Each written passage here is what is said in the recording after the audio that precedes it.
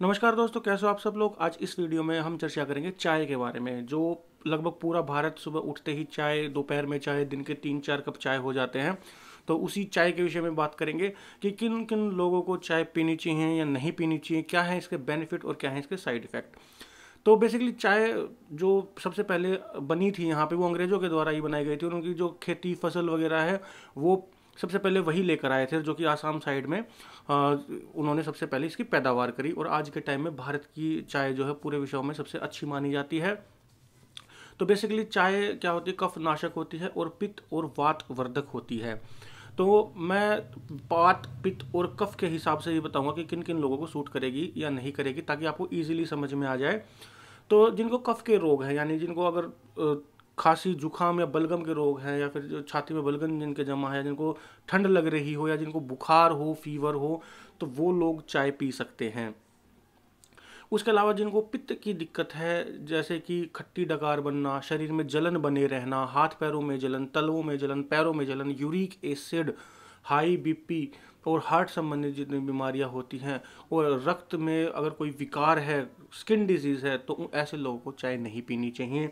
इसके अलावा जो वात दोष जिनके अंदर बढ़ा हुआ है, कहीं पे भी जोड़ों के दर्द हों, जिनके गैस बनती हों, और उसके अलावा जो शरीर में कहीं कहीं दर्द मचता हो, शरीर में अकड़न रहती हो, जकड़न रहती हो, रात को उचाटी मचती हो, नींद ना आती हो, जिनको नींद न आने की बीमारी हो, इंसोम्निया जिसको बोलते हैं, तो बेसिकली वो लोग भी चाय का सेवन ना करें। जैसा कि आप सब जानते हैं, लोग अक्सर जिनकी रात की शिफ्ट होती है वो लोग चाय पीते हैं ताकि अधिक देर जाग सकें। तो इसके अंदर कैफीन और टैनिन नाम का एक तत्व पाया जाता है, जो हमारे शरीर के अंदर एकदम से चुस्ती तो ला देता है, नींद खोल देता है, लेकिन शरीर को इसकी आदत पड़ जाती है। तो जिनको नींद ना आने की समस्या हो, उनको तो चाय का सेवन बिल्कुल नहीं करना चाहिए। अब जिनको खांसी जुकाम, जो कफ प्रकृति के लोग हैं, जिनको कफ दोष बढ़ा हुआ है, वो लोग अब सिंपल चाय का सेवन बिल्कुल भी ना करें। वो लोग अपनी चाय में जैसे कि अदरक मिला सकते हैं और इलायची मिला सकते हैं, उसके अलावा दालचीनी मिला सकते हैं बेसिकली। तो इन चीज़ों को मिला करके कफ के लोग सेवन कर सकते हैं। पित्त प्रकृति वालों को वैसे जैसे तो चाय का सेवन नहीं करना चाहिए, लेकिन फिर भी लोग कहेंगे कि भाई हम तो नहीं छोड़ सकते। तो एक विकल्प बता देता हूँ। जैसे चाय का अगर सेवन कर रहे हैं तो उसमें चाय पत्ती ज़्यादा ना हो, और उसके अलावा दूध तो ठीक ठाक डाल सकते हैं, लेकिन चीनी का इस्तेमाल ना करें। हो सकता हो तो आप देशी जो धागे वाली मिश्री आती है उसका आप इस्तेमाल कर सकते हैं।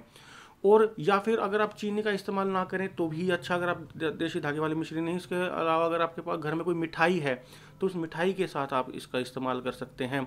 और अगर आपके पास मिठाई भी ना हो तो आप हमेशा ध्यान रखें, जो पित्त जिनका बढ़ा हुआ है वो चाय में थोड़ा सा घी मिला लें। घी मिलाने के बाद आपके शरीर में पित्त नहीं बढ़ेगा।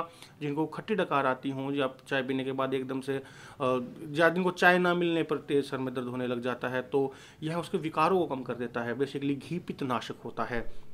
और एक चीज़ और ध्यान रखें, जो पित्त के रोगी हैं, जिनका शरीर में जलन आदि, जो जिनका शरीर गर्म रहता है, वो चाय का खाली पेट सेवन कभी भी ना करें।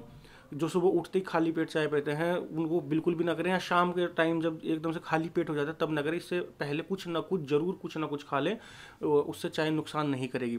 जिनके जोड़ों में दर्द, घुटनों में दर्द, कमर में दर्द, कंधों में दर्द रहता हो, नींद ना आने की बीमारी हो, वैसे तो उनको चाय नहीं पीनी चाहिए, लेकिन फिर भी आप कह रहे हैं कि नहीं, कोई विकल्प बता दीजिए, क्योंकि हम चाय एकदम से नहीं छोड़ सकते। तो वो अपनी चाय में अदरक या फिर सौंठ, सौंठ ज़्यादा बेहतर रहेगी वैसे, तो सौंठ का चूरन उसके अंदर मिला लीजिए, तो वो थोड़ी हल्की मसालेदार आपको चाय लगेगी। सौंठ जिनको नहीं पता क्या होता है, वो बेसिकली अदरक का सूखा हुआ रूप होता है। तो आप सौंठ को उसके अंदर मिला सकते हैं थोड़ी सी मात्रा में, या जितने भी चाय आपको बनानी है उसके स्वाद के अनुसार आप उसके अंदर मिला सकते हैं। सौंठ क्या है, कफनाशक भी है और वातनाशक भी है। तो कम से कम आपके शरीर में अगर जाएगी किसी न किसी बहाने से, तो वो नुकसान नहीं करेगी। जो जिनके चाय पीने से गैस बन जाती है, तो वो गैस भी नहीं बनेगी। लेकिन चाय का सेवन बिल्कुल कम से कम मात्रा में करना चाहिए। और बिल्कुल अगर आप छोड़ सकते हो तो इसको आप छोड़ ही दीजिए। मधुमेह वाले जो रोगी होते हैं वह चाय का सेवन बिल्कुल ना करें।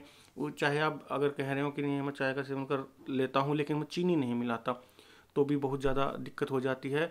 और जिनको बार बार में मूत्र आने की समस्या हो, बहुमूत्रता हो, क्योंकि यह मूत्र को खोल देती है चाय। आपने कभी नोटिस किया है नहीं किया, जब चाय पीते हैं तो यूरिन का फ्लो बढ़ा बढ़ा देती है यह।